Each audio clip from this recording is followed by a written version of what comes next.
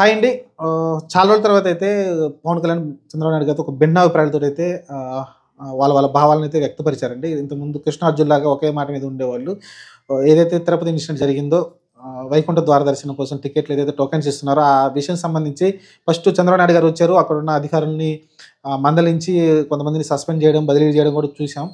అది జరిగిన తర్వాత కాసేపటికి మళ్ళీ అదే రోజు మళ్ళీ పవన్ కళ్యాణ్ గారు అక్కడ రావడం చూసాం. వచ్చిన తర్వాత అయితే ఏదైతే చంద్రబాబు నాయుడు గారు కొంతమందిని బదిలీ చేసి మందలించినారో, వాళ్ళు కాకుండా ఎక్స్‌ట్రాగా ఇంకొక ఇద్దరు ముగ్గురు ఉన్నారండి. వాళ్ళని కూడా మందలించాలి. ఈ కేసులో వాళ్ళకి కూడా సంబంధం ఉంది. ఈ తొక్కిసలాటకి వాళ్ళే మెయిన్ బాధ్యులనైతే ఆయనే చెప్పడం చూసాం. ఏదైతే చంద్రబాబు నాయుడు గారు చెప్పారో, మందలించారో, వాళ్ళు కాకుండా వాళ్ళు మెయిన్ కాదండి.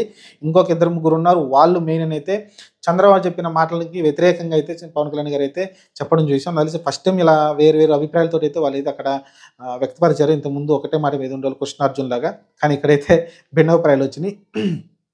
కూటమి కాబట్టి కూటమిలో జనసేన, టీడీపీ అలానే బీజేపీ కూడా ఉంది. బీజేపీ వాళ్ళు వచ్చారు కానీ పెద్దగా అయితే యాక్చువల్‌గా కనిపించలేదు కానీ పవన్ కళ్యాణ్ గారు అయితే దీని గురించి చాలా స్ట్రాంగ్‌గా ఉన్నారు. ఖచ్చితంగా వాళ్ళనైతే సీరియస్ యాక్షన్ తీసుకోవాలి అని చెప్పారు. అలానే ఎవరైతే ఈ సీఈఓ ఉన్నారో అతనైతే క్షమాపణ చెప్పారు. అలానే మిగతా వాళ్ళందరూ కూడా క్షమాపణ చెప్పాలని చెప్పారు. నేను కూడా క్షమాపణ చెప్తున్నానని చెప్తున్నాడు. ఆయనైతే చెప్పాడు. మనం తప్పు చేశాం, ఖచ్చితంగా క్షమాపణ చెప్పాలని చెప్పారు.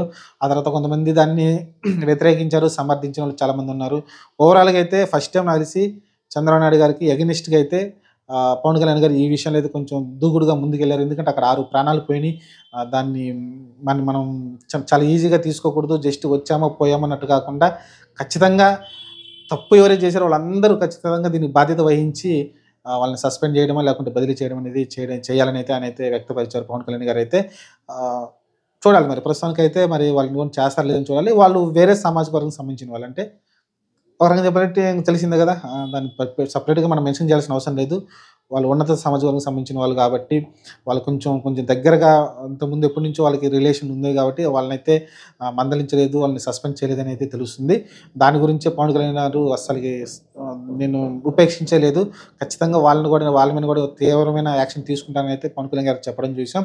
ఆ తర్వాత మిగతా వాళ్ళని కూడా క్షమాపణ అడిగాడు ఆయన. ఇక్కడ ఉన్న బాధితులందరిని కూడా చాలా మోకాళ్ళ మీద కూర్చొని మరి వాళ్ళ దగ్గర కూర్చొని చాలాసేపు క్షమించమని అడగడం.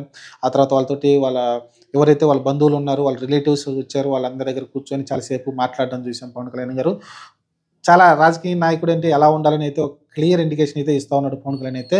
నాకు చాలా బాగా నచ్చింది. చూద్దాం మరి ప్రస్తుతానికైతే ఈ విభేదాలు ఎవరైతే భిన్నాభిప్రాయాలతోటి మాట్లాడారో చంద్రబాబు నాయుడు గారు, పవన్ కళ్యాణ్ గారు, ఇది ఎంత దూరం దారి తీస్తుందో చూడాలి. ప్రస్తుతానికైతే అన్‌ఫార్చునేట్‌లీ తెలిసి ఇంతకుముందు తిరుపతి చరిత్రలో ఇట్లా జరిగిందో లేదో నాకు ఐడియా లేదు గానీ, బ్రహ్మోత్సవాలు అంత పెద్ద జరిగినప్పుడు కూడా తొక్కిసలాట జరిగినట్టు అనిపించలేదు. తొక్కిసలాట చనిపోవడం తక్కువ అనుకుంటా. మరి ఇంతమంది ఒకేసారి చనిపోవడం అనేది ఫస్ట్ టైం తెలిసి తిరుపతి చరిత్రలో ఇలా రిపీట్ కాకుండా చూసుకుంటారని ఆశిద్దాం.